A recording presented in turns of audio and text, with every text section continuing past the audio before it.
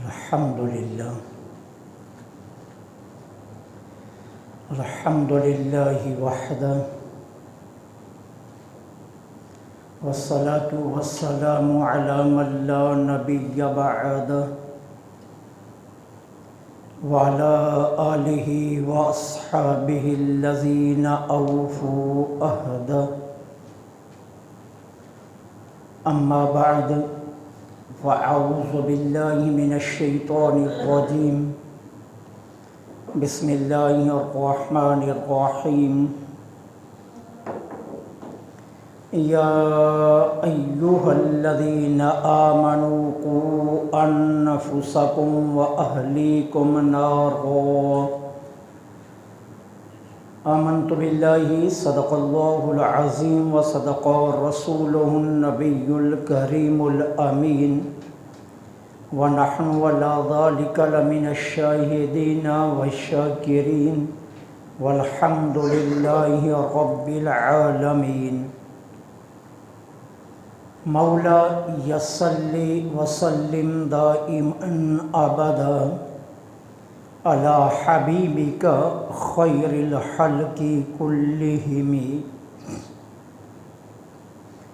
فإن من جودك الدنيا وذرتها ومن علومك علم اللوح والقلم. مولا يصلي وسلم دائما أبدا على حبيبك خير الخلق كلهم. رضيت بالله ربا وبالإسلام دينا وبمحمد صلى الله عليه وآله وسلم نبيا ورسولا. غريبا يا رسول الله غريبا غریبا یا رسول اللہ غریبم ندارم در جہاں جزتوں حبیبم. بری نازم کہ ہستم امت تو گناہ گارم ولیکن خوش نصیبم. تمام تعریفیں اللہ رب العالمین جل سبحانہ و تعالی کے لیے خاص ہیں، جو ہم سب کا مالک بھی ہے اور ہمارا خالق بھی. وہی معبود حقیقی ہے، وہ وحدہ لا شریک ہے، کوئی اس کا شریک نہیں. کائنات ارض و سما کے ہر ذرے کے بدلے میں تا قیام قیامت بے حد بے حساب لا تعداد درود و سلام آمینہ کے لال حضرت عبداللہ کے لخت جگر ابراہیم خلیل اللہ علیہ السلام کی دعا، میرے اور آپ کے آقا گناہ گاروں کے شفیع شب اسرا کے دولہ جناب احمد مجتبی محمد مصطفیٰ صلی اللہ علیہ وآلہ وسلم کی ذات پر، کہ جن کے صدقے میں اللہ جل سبحانہ و تعالی نے ہمیں طرح طرح کی نعمتوں سے مالا مال فرمائے. معزز و محترم سامعین،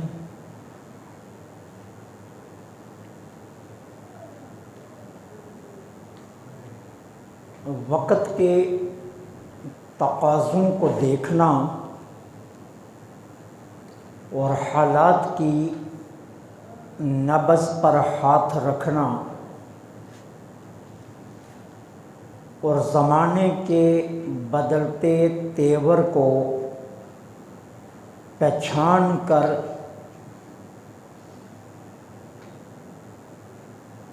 اصلاح کی جانب بڑھنا،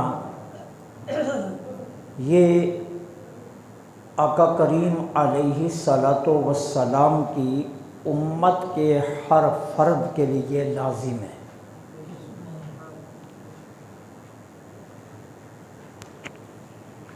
اور یہ ضروری ہے کہ ہر بندہ اپنے مقام، اپنے مرتبے اور اپنے منصب کے لحاظ سے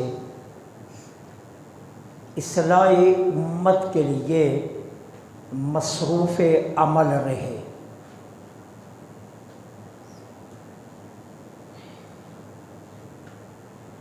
علماء سے، خطباء سے، واعظین سے اور نعت خوانوں سے، قصیدہ خوانوں سے آپ نے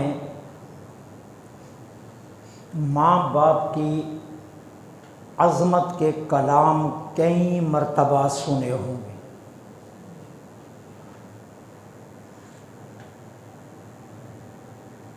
ماں باپ کی عظمت بجا ہے، اس میں کوئی شک نہیں۔ قرآن کی متعدد آیات اس پر شاہد ہیں، اور نبی کریم صلی اللہ علیہ وسلم کے کئی ایک فرمودات ہمیں ماں باپ کی تعظیم، توقیر اور ادب کا درس دیتی ہیں۔ لیکن اس تصویر کا ایک دوسرا رخ بھی ہے، اور وہ ہے ماں باپ کے فرائض، جس سے اکثریت پہلو تہی کرتی ہے، اور ہم کما حقہ اپنی اپنی سطح پر اپنی اولادوں کی صحیح تربیت نہیں کرتے۔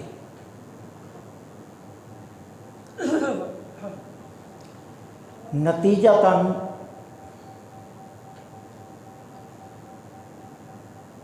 سوشل میڈیا کے اس بدتمیزانہ طوفان میں ہماری نئی نسل تیزی کے ساتھ بے راہ روی کا شکار ہو رہی ہے۔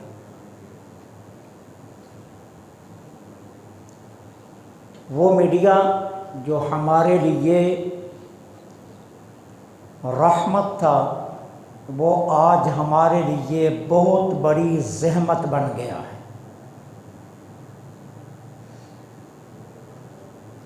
سب سے زیادہ ہماری تہذیب، ہمارا تمدن اور ہماری اسلامی روایات اس سے متاثر ہوئی ہیں،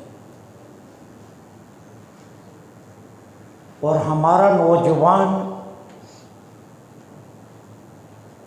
اپنی تہذیب کو، اپنے تمدن کو، اپنی اخلاقیات کو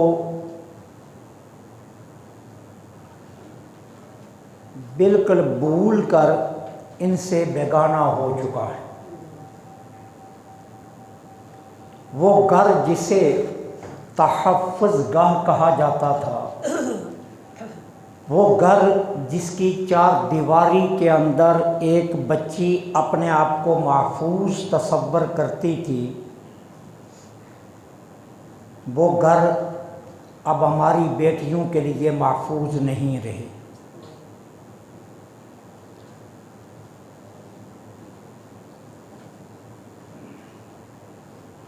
اس کی بنیادی وجہ ماں باپ کا اپنے فرائض سے غافل ہونا ہے، اور اس غفلت نے سرکار دو عالم صلی اللہ علیہ وسلم کی امت کی نوجوان اکثریت کو بگاڑ کر رکھ دیا۔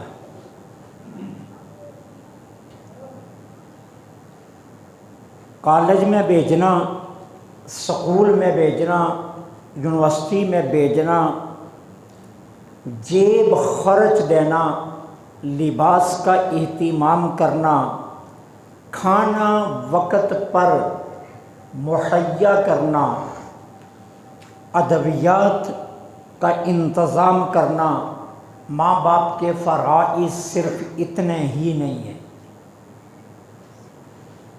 ماں باپ کے فرائض اس سے بہت آگے بھی ہیں۔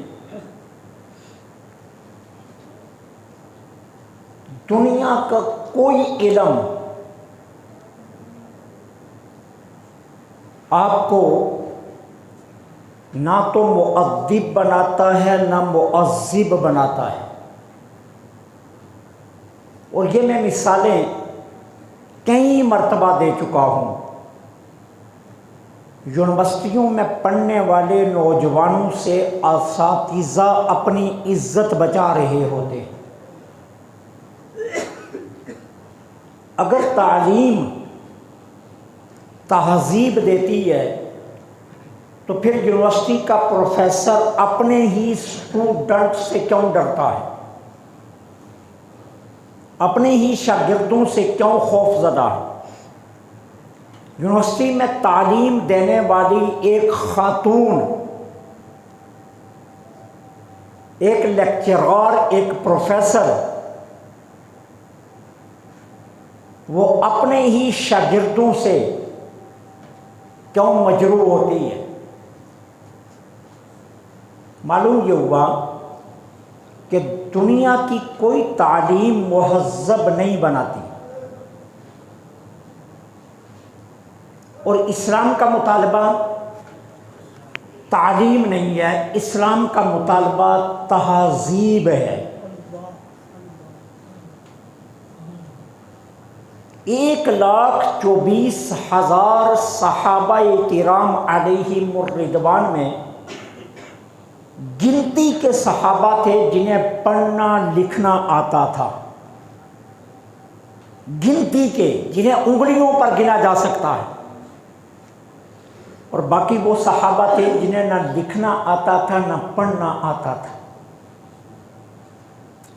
لیکن اس کے باوجود امت آج ان کے نام سے پہلے کہتی ہے سیدنا، ہمارا سردار۔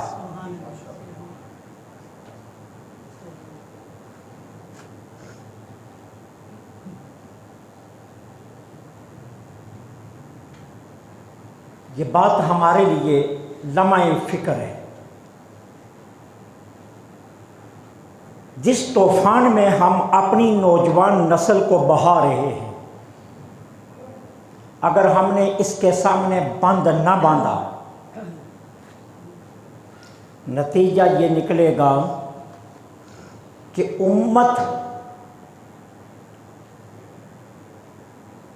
کا شیرازہ بکھر جائے گا۔ اللہ کا کروڑ ہا شکر ہے، اللہ کا لاکھ ہا شکر ہے، ایک وقت وہ تھا جب علماء پر الزام لگایا جا رہا تھا یہ امت کو فرقوں میں بانٹ رہے ہیں، یہ امت کو لڑائی میں لے کر جا رہے ہیں، یہ امت کے درمیان انتشار پیدا کر رہے ہیں، یہ امت کو دست و گریباں کر رہے ہیں۔ آج اللہ کا شکر ہے یہ کام علماء نہیں، آج آپ کے لیڈران کر رہے ہیں۔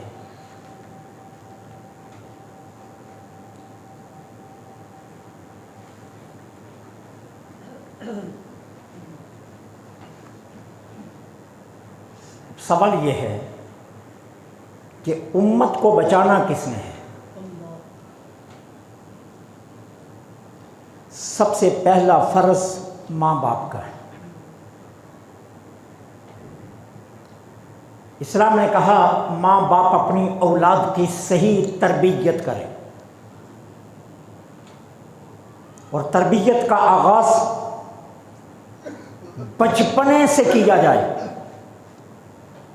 آقا کریم علیہ الصلوۃ والسلام نے فرمایا مروا اولادکم بالصلاۃ وہم ابناء 7 سنین، اپنی اولاد کو نماز کا حکم دو جب وہ 7 برس کی عمر میں پہنچ جائیں۔ انہیں اولاد کو نماز کا حکم دو۔ پھر فرمایا وَضْرِبُوهُمْ، وہم ابناء 10 سنین، اور اگر 10 سال کی عمر میں پہنچ کر بھی نماز کی پابندی نہیں کر رہے تو پھر ان کے ساتھ سختی کا معاملہ کرو۔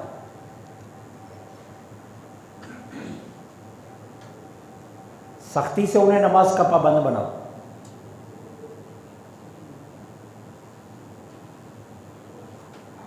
یہ ماں باپ کے فرائض میں ہے۔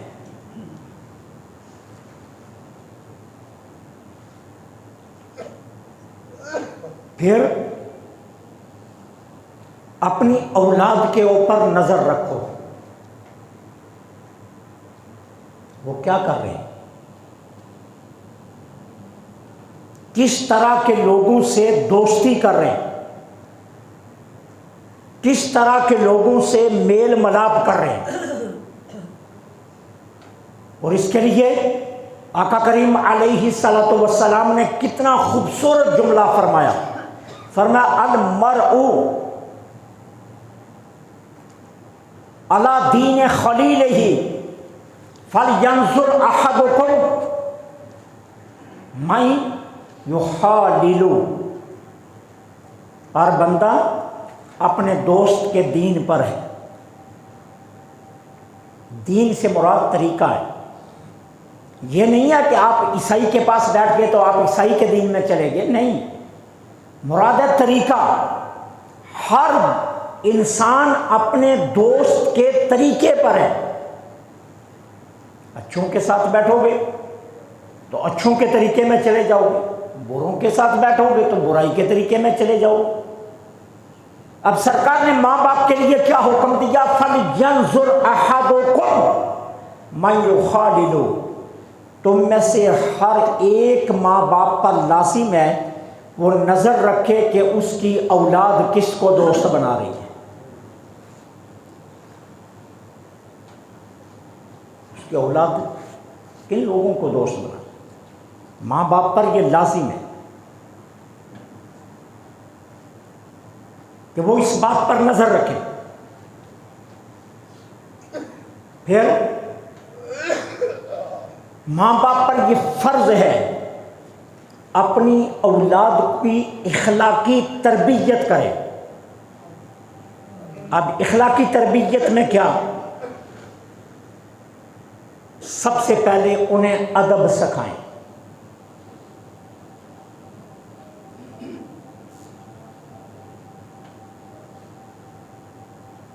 سرکار علیہ الصلوۃ والسلام نے فرمایا من لا یؤکر کبیرکم ولم یرحم صغیرکم فلیس منا، تم میں سے جو بڑے کی عزت نہیں کرتا، جو چھوٹے پر رحم نہیں کرتا، اس کا محمد صلی اللہ علیہ وسلم سے کوئی تعلق ہی نہیں۔ کتنی سخت وعید ہے، کتنا سخت حکم ہے۔ حضور فرماتے ہیں ہمارے ساتھ اس کا کوئی تعلق ہی نہیں ہے۔ اب ماں باپ پر یہ لازم ہے کہ وہ اپنی اولاد کو ادب سکھائیں، بڑوں کا ادب، خاندان کے افراد کا ادب، اپنے ہمسایوں کا ادب،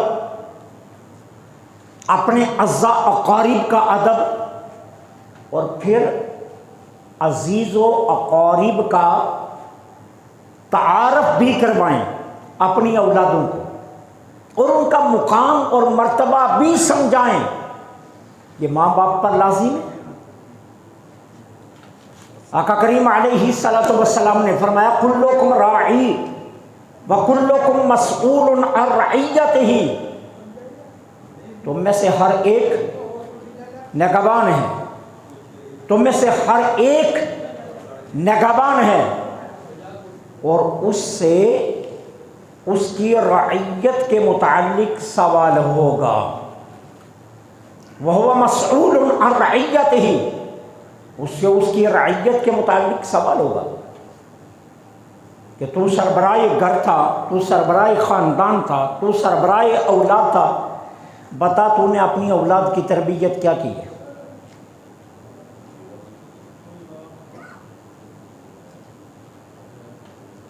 اولاد کی تربیت کیا کی ہے، یہ پوچھا جائے گا۔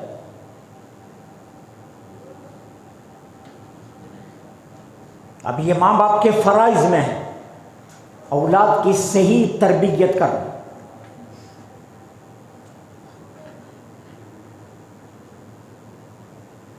پھر اولاد کے اخلاق کو درست کرنا یہ ماں باپ کی ذمہ داری ہے۔ انہیں آداب گفتگو سمجھائے جائیں، آداب گفتگو بتائے جائیں، انہیں کلام کرنے کی تہذیب سمجھائی جائے، انہیں بولنے کی تہذیب سمجھائی جائے، انہیں اٹھنے بیٹھنے کے طریقے سمجھائے جائیں، اور ساری تربیت کا معیار اسلامی تعلیمات کی روشنی میں ہونا چاہیے۔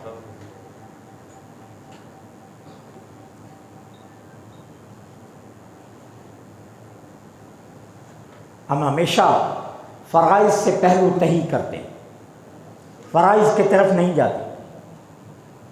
نتیجہ آپ کے سامنے ہے، سوشل میڈیا کا طوفان بدتمیزی امت کے سارے نوجوانوں کا بیڑا غرق کر رہا ہے۔ یہ رحمت نہیں ہے، یہ زحمت ہے بہت بڑی۔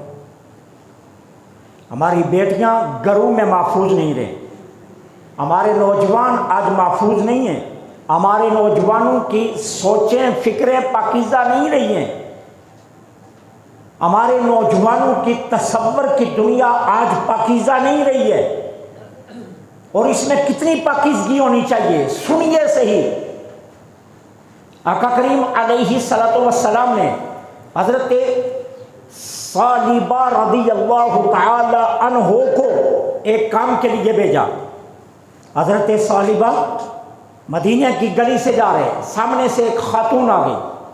حضرت ثعلبہ نے اچانک نظر سے دیکھ لیا، اپنی نظر جھکا لی، لیکن پھر حملہ ہوا خواہشات کا۔ حضرت ثعلبہ نے دوبارہ نظر اٹھائی اور اس خاتون کو دیکھا۔ اب دیکھ تو لیا، لیکن فوراً خیال آیا اب اس بد نگاہی کے بعد رسول اللہ کی بارگاہ میں کیسے جاؤں گا؟ حضور تو جانتے ہیں، اب میں حضور کو یہ چہرہ کیسے دکھاؤں گا کہ میں بد نگاہی کر کے آیا ہوں؟ بجائے پلٹنے کے مدینہ کے جنگلوں میں نکل گئے، رو رو کر اپنا حشر کر دیا۔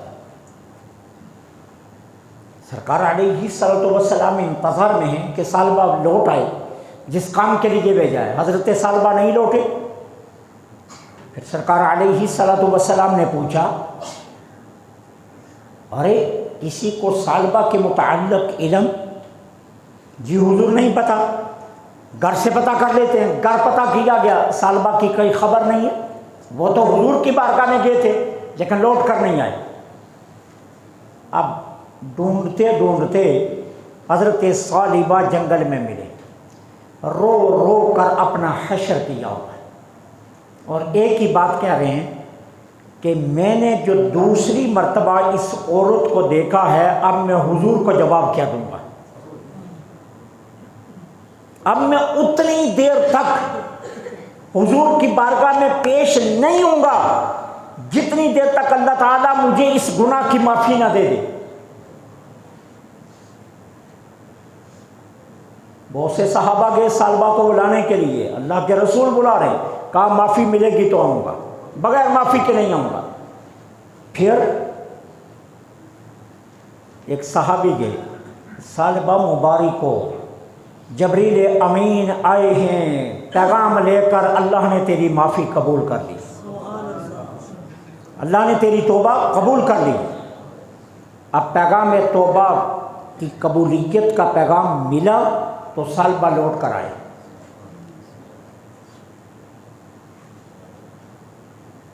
ہمارا نوجوان کتنے گھنٹے آج انسٹاگرام پر، یوٹیوب پر، کتنے گھنٹے واٹس ایپ پر، کتنے گھنٹے سوشل میڈیا پر گزارتا ہے، یہ میں نہیں کہوں گا، آپ خود اپنے آپ سے یہ سوال کیجیے، اپنے آپ سے پوچھئے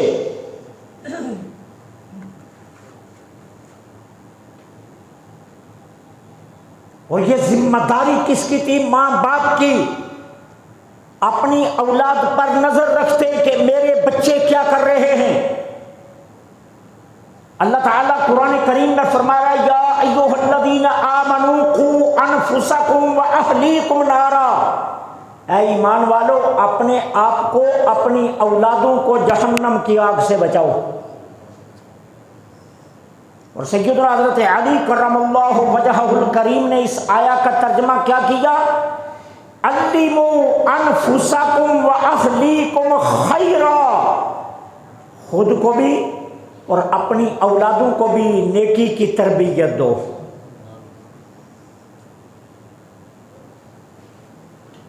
بحیثیت مسلمان ہمارے بچوں کی تربیت اسلامی تعلیمات کی روشنی میں ہونی چاہیے۔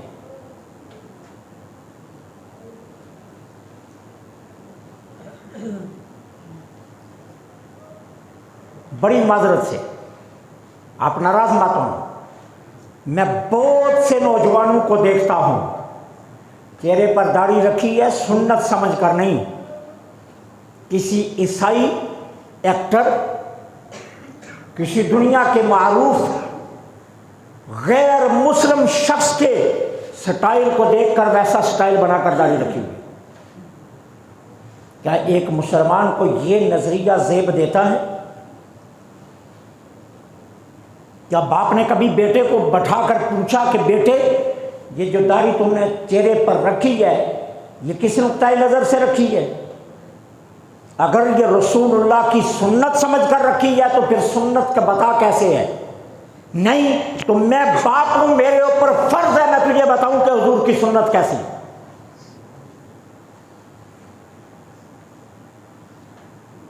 ہم صرف ماں باپ کی شانیں سنتے ہیں، ہمیں وہی اچھی لگتی ہیں۔ جب کوئی نعت خوان پڑھتا ہے ماں کے قدموں کے نیچے جنت ہے، باپ کے پاؤں کے نیچے جنت ہے، ہم اسی پر خوش ہو کر بیٹھے۔ سوال یہ ماں باپ کا فرض کس نے ادا کرنا ہے؟ جو ماں باپ کے اوپر ذمہ داریاں ہیں وہ کس نے پوری کرنی ہے؟ حضرت عبداللہ بن عباس چھوٹے تھے، آپ خود اندازہ کیجئے جب نبی کریم صلی اللہ علیہ وسلم کا وصال پاک ہوا، حضرت عبداللہ بن عباس کی عمر صرف 13 سال تھی۔ حضور مدینہ طیبہ تشریف لائے تو اس کا مطلب کیا ہوا؟ حضرت عبداللہ بن عباس 2 سال کے بعد کتنے ہوں گے؟ 5 سال کے، اب اتنے چھوٹے ہیں۔ حضرت میمونہ حضور کی زوجہ مطہرہ، مسلمانوں کی اماں، یا حضرت عبداللہ بن عباس کی سکی خالہ ہیں۔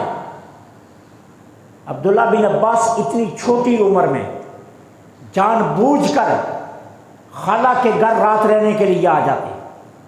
مقصد کیا تھا؟ خالہ کو ملنے نہیں چلا، اللہ کے رسول کے رات کے اعمال دیکھنے چلا کہ حضور رات کو کیا کیا کرتے ہیں تاکہ زندگی میں بھی اپنا سکوں۔ اب جان بوجھ کر کیا کرتے؟ وہ حکم تو ہے نا کہ جب بچہ 7 سال کا ہو جائے تو اسے نماز کا حکم دو۔ حضرت عبداللہ بن عباس 5 برس کے، جان بوجھ کر عشاء کی نماز کے لیے مسجد میں نہیں آتے، خالہ کے بستر پر لیٹ جاتے۔ حضور نماز عشاء پڑھ کر تشریف لے کر جاتے، جاگ رہے ہوتے لیکن جان بوجھ پر اپنی آنکھوں پر بازو رکھ لیتے، ایسے لگے جیسے بچہ سویا ہوا ہے۔ حضرت عبداللہ بن عباس فرماتے ہیں سرکار تشریف لاتے، سب سے پہلا سوال میری خالہ سے کیا کرتے؟ بچے نے نماز عشاء پڑھی ہے یا نہیں پڑھی؟ حضور سب سے پہلا سوال یہ کرتے، بچے نے عشاء کی نماز پڑھی ہے یا نہیں پڑھی یہ بتاؤ۔ اگر میری خالہ کہتی کہ اس نے نماز پڑھی ہے تو سرکار خوش ہو جاتے، اور اگر میری خالہ کہتی کہ نماز نہیں پڑھی تو سرکار میرے پاس آتے، مجھے اٹھاتے، خود وضو کرواتے اور سرکار خود مصلی بچھاتے اور فرماتے میں تمہارے پاس بیٹھا ہوں، تم عشاء کی نماز پڑھ لو۔ اب اس کے مقابلے میں ہمارا طریقہ کیا ہے؟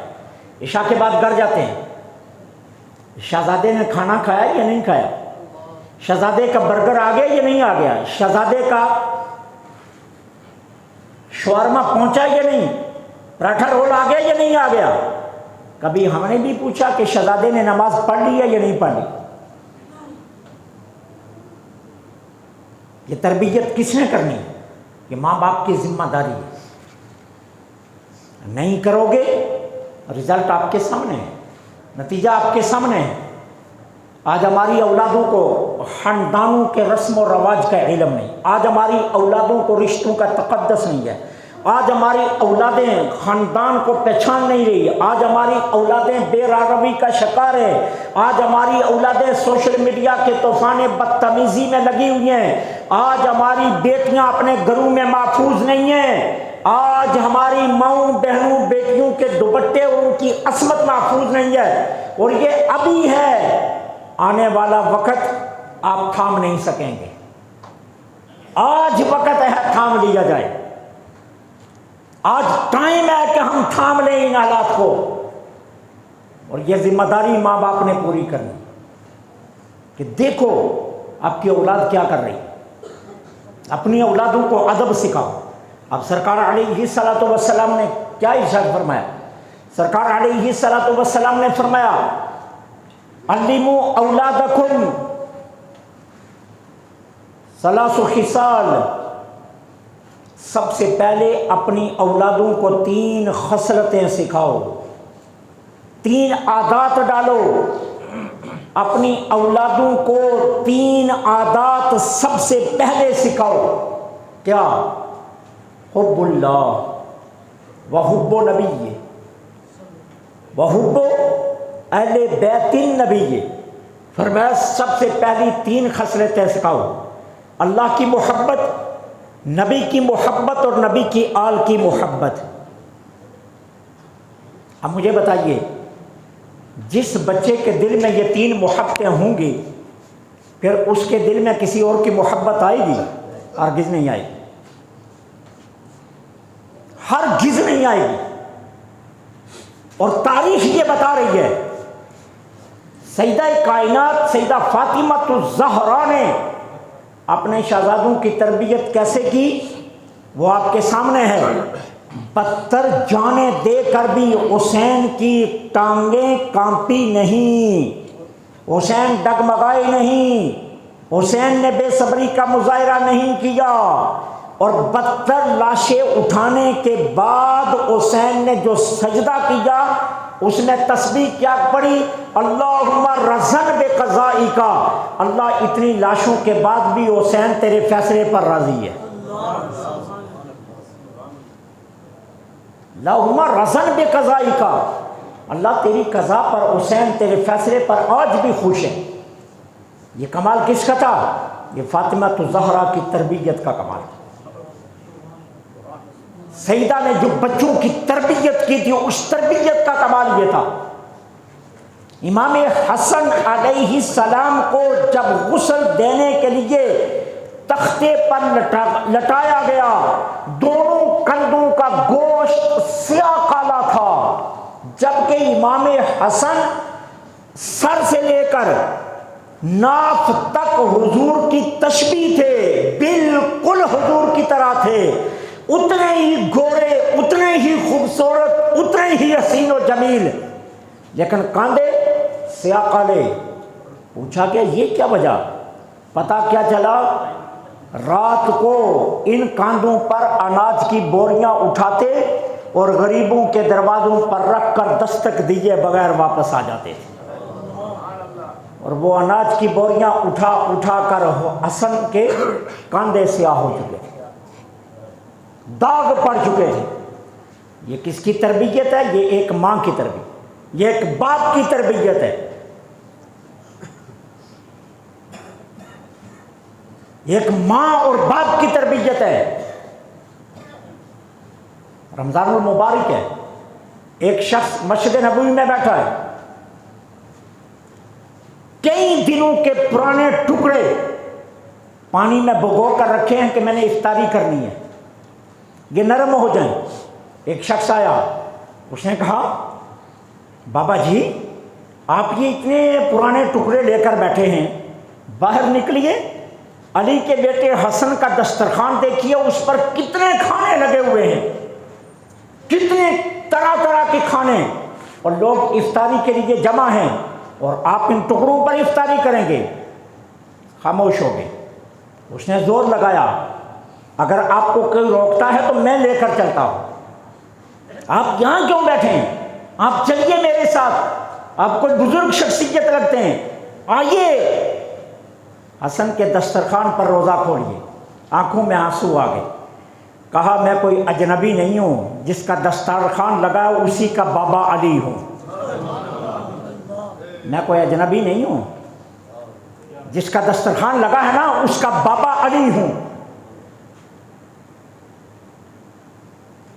خود کتنے دنوں کے پرانے ٹکڑوں سے روزے کھول، اور دنیا کو اتنا کچھ کھلا رہے ہیں۔ کیوں؟ یہ تربیت ہو رہی ہے اپنی اولاد کی۔ آج ہم کیا کریں؟ ہمارے بچے ہمارے گھر ہو کر ہم سے بیگانے ہیں۔ ہر بچہ اپنا موبائل لے کر بیٹھا ہے، اس کو پتہ ہی نہیں باپ ہے ماں ہے گھر میں۔ ہم اپنے ماں باپ کو ٹائم دیں، ہم اپنے ماں باپ کے پاس بیٹھیں، ان سے نصائح سنیں، دادے کی کوئی باتیں پوچھیں، پردادے کی کوئی باتیں پوچھیں، نانوں کی کوئی باتیں سنیں، نانی کی کوئی باتیں سنیں۔ نہیں، پرواہ ہی نہیں ہے، سوشل میڈیا پر لگے ہوئے۔ کہتے ہیں ہارون الرشید رحمت اللہ علیہ اپنے ایک وزیر کے گھر چلے گئے، اور وزیر کے گھر گئے، وزیر کا بیٹا تھا چھوٹا سا۔ وزیر کے بیٹے کو کہنے لگے یہ تمہارا گھر خوبصورت ہے یا میرا محل ہے؟ وزیر کے بیٹے سے ہارون الرشید نے سوال کیا تمہارا گھر خوبصورت ہے یا میرا محل ہے؟ بیٹے نے کہا نہیں میرا گھر خوبصورت ہے۔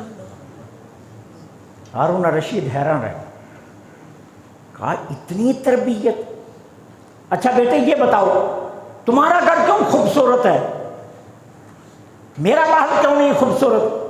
کہا بادشاہ سلامت، بات محل کی نہیں ہے، سارے محل کا حسن آپ کی وجہ سے ہے، اور اس وقت آپ میرے گھر میں ہیں۔ تو گھر تو میرا حسین ہوا کیونکہ اس وقت آپ میرے گھر میں بیٹھے۔ محل بنا ہو لیکن اندر الو بولتے ہوں، اندر انسان ہی نہ بستے ہوں، تو وہ بھی کوئی گھر ہے۔ اب میرے گھر میں بیٹھے ہیں تو آج میرا گھر محل ہے، اس لیے یہی خوبصورت ہے۔ ماں باپ بیٹھے ہیں، ماں باپ کے ہوتے ہوئے کوئی اور چیز حسین ہو سکتی ہے، کوئی اور چیز خوبصورت ہو سکتی ہے، کوئی اور چیز زیادہ پیاری ہو سکتی ہے۔ پھر میں ان نوجوانوں سے پوچھتا ہوں کہ جو سوشل میڈیا کھول کر بیٹھے ہیں، کیا انہیں اپنے ماں باپ سے زیادہ سوشل میڈیا حسین لگ رہا ہے جو اس کو ٹائم دے رہے ہیں؟ اس کا مطلب کیا ہے کہ ہم نے اپنی اولادوں کی تربیت صحیح نہیں کی۔ لہٰذا یہ جو طوفان سر اٹھا رہا ہے، اس طوفان سے اپنی نسلوں کو بچانے کے لیے اپنی اولادوں کو سوشل میڈیا سے دور کر، یہ اب رحمت نہیں رہا، یہ زحمت بن گیا۔ اپنی اولادوں کی فکر کرو، آنے والی نسلوں کی فکر کرو، آنے والے حالات کی فکر کرو۔ کہیں ایسا نہ ہو، وہ کسی نے بڑا خوبصورت کہا، اس نے کہا ہم آخری لوگ ہیں جنہوں نے اپنے بچوں کی شادیاں دیکھ لی ہیں، ہم آخری لوگ ہیں جنہوں نے مل کر بلور کھیل لیے ہیں، ہم آخری لوگ ہیں جنہوں نے کھتی پر لڑائی کی ہے، ہم آخری لوگ ہیں جنہوں نے سائیکل کے چکے فیل ہوتے دیکھے ہیں، ہم آخری لوگ ہیں جنہوں نے مل جل کر بیٹھنا سیکھا ہے۔ آنے والی نسلیں شاید ان کی شادیوں کا ہمیں پتہ ہی نہ چلے۔ اس طوفان کو روکو۔ آپ امت مسلمہ کے فرد ہو، اپنی اولادوں کی صحیح تربیت کرو، اپنی اولادوں پر نظر رکھو، تمہارے بچے کیا کر رہے ہیں، کدھر جا رہے ہیں، کس کے پاس بیٹھ رہے ہیں، کس کو دوست بنا رہے ہیں۔ اپنی اولادوں کو ادب سکھاؤ، بولنے کی تہذیب سکھاؤ، اخلاقیات سکھاؤ، معاشرے کے افراد کے متعلق سکھاؤ، پڑوسیوں کے حقوق بتاؤ، اعزا اقارب کے رشتے سمجھاؤ، اور انہیں یہ بتاؤ کہ ان رشتوں میں کتنی مٹھاس ہے، اور اپنے معاشرے کو معاشرہ بناؤ۔ انہیں جوڑو، توڑنے کی کوشش مت کرو، ورنہ حالات اگر ہاتھ سے نکل گئے تو پھر سوائے پچھتاوے کے اور کچھ ہاتھ نہیں آئے گا۔ اللہ مجھے آپ کو